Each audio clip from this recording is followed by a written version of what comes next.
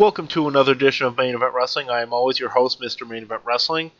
And today we are going to start with what I said I was going to do last week, and that is read any negative comments on YouTube. I didn't get too many negative comments, which I'm happy about, but I was kind of also looking forward to ranting on idiots.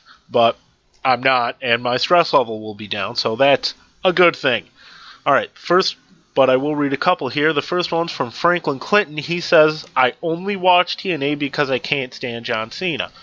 Now, while that is logical and a legitimate way to go about it, I personally believe Franklin is missing out on the superior product by not watching WWE.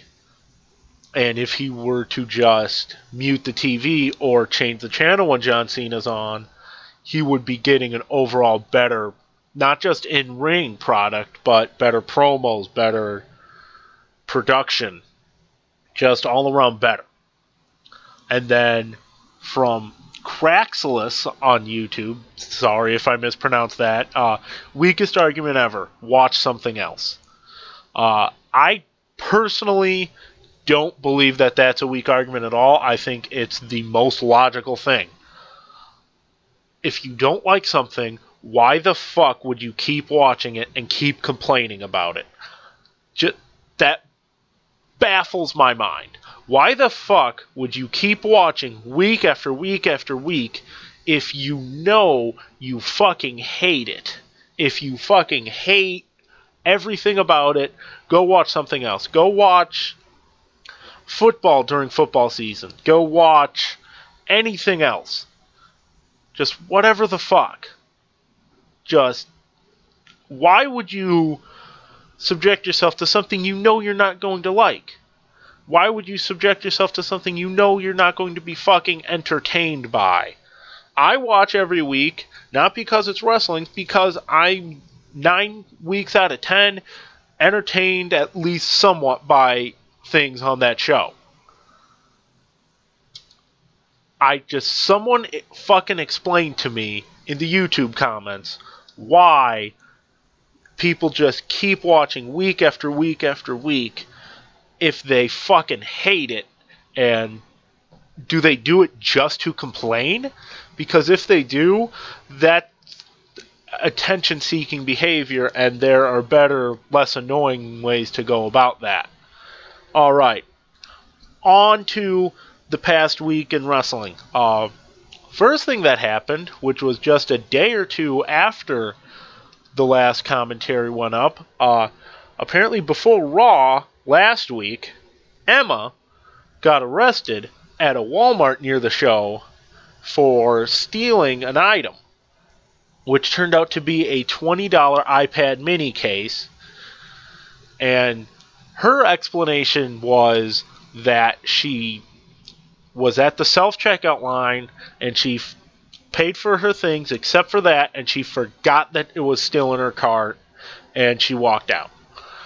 Now, while that is something that could happen, it's never happened to me, but it could happen. Like, it's not the dumbest thing in the world for that to happen. I don't know if I believe that. Who knows what happened? She could have just been fucking dumb.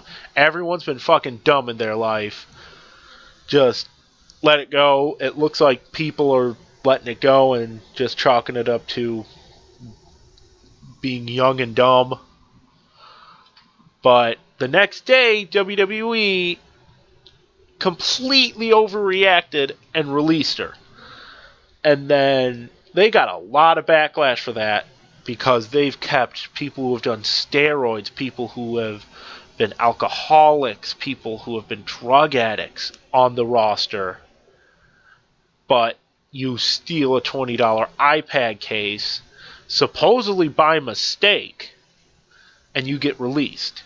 Luckily, they came to their senses and thought, hey, we're fucking dumb. Why don't we just sign her back? And they signed her back. But apparently they're going to give her, quote, the appropriate punishment, whatever the hell that is. Alright, now on to Raw.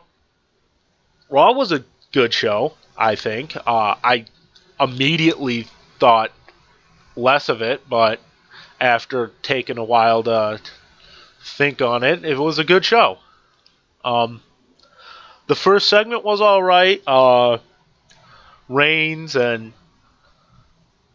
Kane had their interaction, and they had a brawl, which was broken up by agents, and Finley took a spear, which I don't know if a damn near 50-year-old, if not over 50-year-old, should be taking a spear from Roman Reigns. But that aside, and then Funkadactyls split. The Wyatts got a victory over the Usos, which I hope means the Wyatts are getting the titles.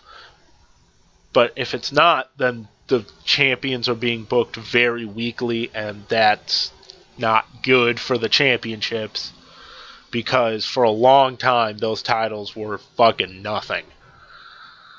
And then on to the main event. No, Orton and Ambrose. They had a really good match. Despite the botched spot where Orton didn't turn around to either get hit or counter Ambrose off the top rope, they had a really good match. Both competitors looked really good. I've always thought that Randy Orton was underrated by the IWC and a lot of people. A lot of other people. I think Randy Orton's a tremendous in-ring competitor. I think it just needs to be a situation where he cares, and he's done so much in so little time. I think it takes something special for him to actually care and give his all.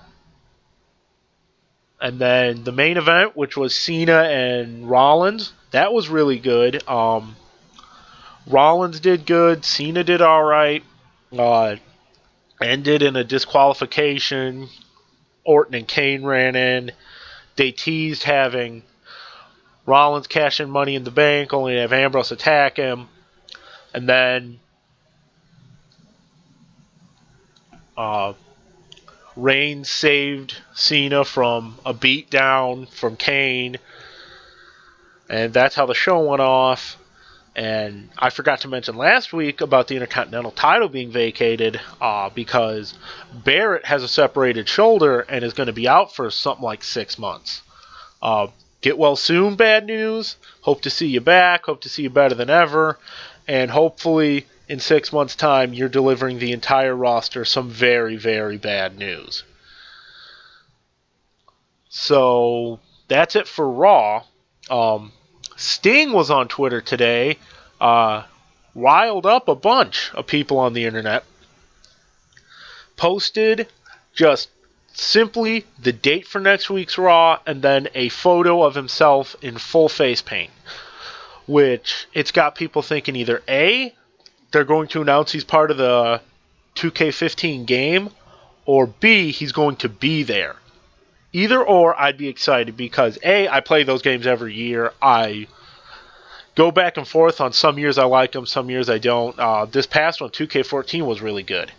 But if he was there, that'd be awesome. Just to see Sting in a WWE ring, something that if you told me 3 years ago, I would have never believed you. I would have thought he's said he's never going to be there. He's so many times been rumored and then just not shown up. So many times been close to signing and not. He doesn't like Vince. He doesn't trust Vince. But if it's true, Sting is going to be at Raw if that's what he was talking about. And that would be really cool. But apparently the IWC hates Sting now. I don't fucking understand it. Right after WrestleMania, they were creaming their pants for Sting. They wanted Sting at the Raw after WrestleMania. They wanted Sting at WrestleMania. They just wanted Sting everywhere. But now, they don't fucking want him.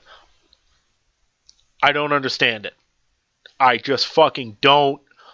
Why is the IWC so fucking fickle? Why do these assholes who make all the people on the internet who talk about wrestling look bad, why do they go and flip-flop from extreme one way to extreme the other on people all the fucking time. It annoys me. It confuses me. I just don't fucking stand it.